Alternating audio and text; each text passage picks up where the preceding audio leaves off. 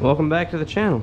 I haven't updated anybody on the big block stuff because, like I said, this is a back burner project, but I have gotten this far. I've still got a lot else to do, but the Serpentine system is just about done. So I'll start off with, I got a 1-inch thick piece of aluminum to make my adapter from the head bolts to space it out, and the reason I had to space everything out so far was to get around the distributor. Even this is still really close, but I think it's gonna work. So I've got 3 bolts in this to the head, and then a bolt all the way through the factory bracket, the magnum bracket all the way through, and it's a stack of washers right now, but I will be making that out of a piece of aluminum on the lathe. Just not right now. This is still mock-up stages. I drilled and countersunk this, and then I turned down the head of the bolt so it would sink in there, because you can see how close it is to this, and I wanted to leave this leg here because I got a bolt straight through into the water pump, into the block, through the water pump, into the block, this bolt to the adapter, and this to here. So I think it's pretty strong, and also having this bolt here reinforces the tensioner bracket, which is also a 1-inch piece of aluminum. Now, I could have made this stuff smaller and thinner, but if I did that, I would have had to have a lot more reinforcements to keep everything from just shaking around. This is solid by itself, and this is solid by itself. It doesn't need anything else. And also this 1-inch, where I had this stack up and bolting this straight, and there's a spacer here too, with that stack up, it just happened to work out that this was exactly 1 inch from the face of the water pump bolt to where this needed to be. So I did have to trim the webbing. I did have to trim the webbing to make it work, but it's in there. Just need to get a shorter bolt, and that will solve this. It'll be bolted on, the tensioner's on and functional. Alternator's on. My ram I'm putting this in is a 97. It won't have this external regulator stuff. It'll just have a plug on it. I'm hoping it will clear. If it doesn't, I'll figure out how to clock this or move it out just a little bit. But I really needed the bracket to land right there. And let's see, this is still in development. I've got 2 bolts in through the water pump right now with spacers. So I still got to get a longer bolt, and I want to make thicker, bigger spacers. This is just some stuff I had laying around that I cut down.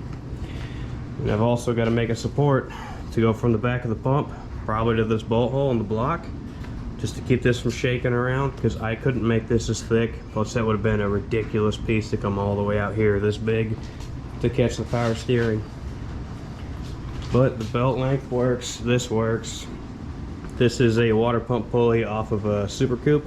If anyone's followed my other stuff, I've got a 96 Grand Cherokee with a M90 Super Coupe supercharger on it. I had the whole drivetrain in a Ranger once, so I had the whole engine. I still have the whole engine. It's not blown up. I just got busy in the middle of that project. So I stole the water pump pulley for that. It worked. The pilot sides, the bolts, everything just worked.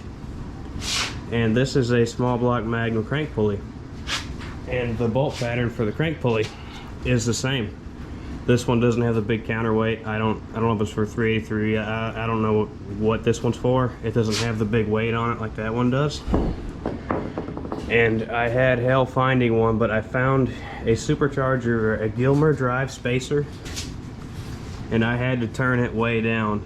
It was probably this thick. It was probably 3 times as thick as this, and I had to cut probably 1 inch of it off on a lathe in the middle. It took forever, but it happened to work out. It's the right bolt pattern to bolt to the pulley or to the dampener, and it still had the right bolt pattern to bolt this onto it, except they used 3/8 bolts, and I've still got to drill these other 3, so I'll have 6 in there.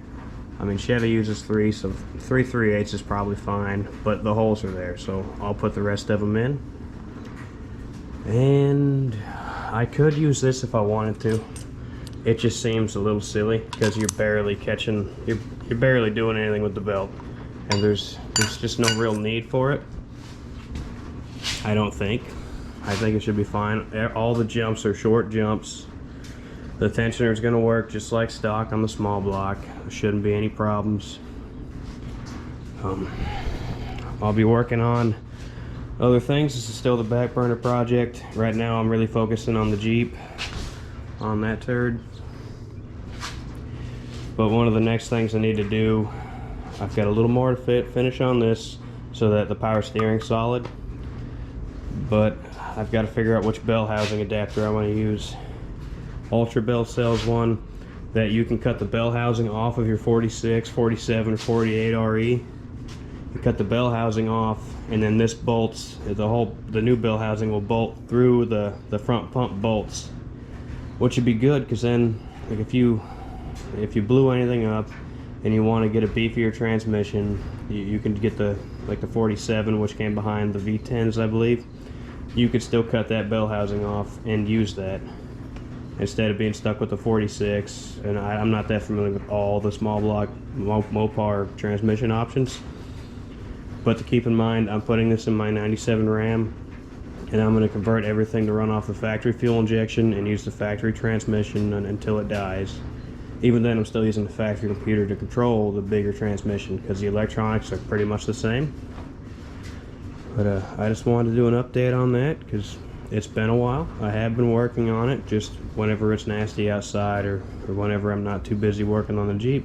So anyway, thank you for watching. Let me know if you're interested, and if you have any ideas or you've seen other people's setups. There's not a lot of information for a DIY to do this at your house. And to buy one of these from March or something is ridiculously expensive. I mean, I haven't gone and price hunted, but $1,500, $2,000, and I made it out of some 1-inch aluminum. That's a 3/8 plate from Amazon.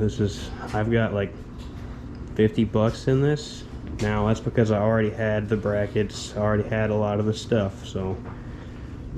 But still, it's a budget build, DIY at home, and it's gonna work. Anyway, thank you for watching.